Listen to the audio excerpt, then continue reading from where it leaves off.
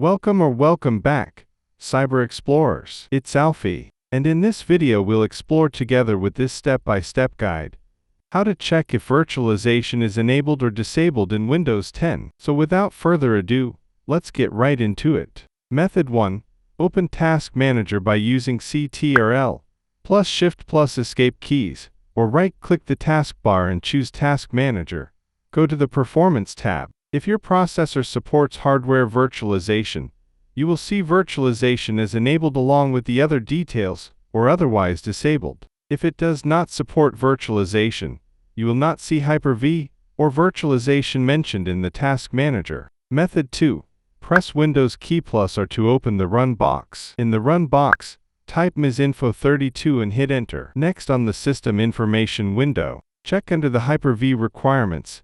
Check for virtualization enabled in the firmware option. If virtualization is turned off, it will show you no. If it's enabled, it will display yes. Method 3.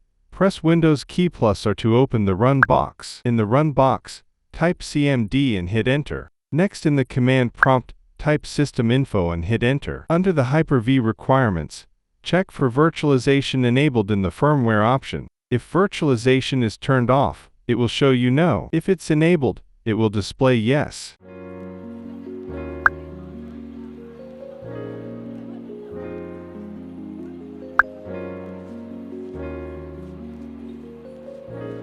And that's it for today. If you found this video helpful, please give it a thumbs up, consider subscribing, and don't forget to activate the notification bell so you won't miss out on any new uploads. Thank you for watching, and I can't wait to share more with you. So, until next time, see you later.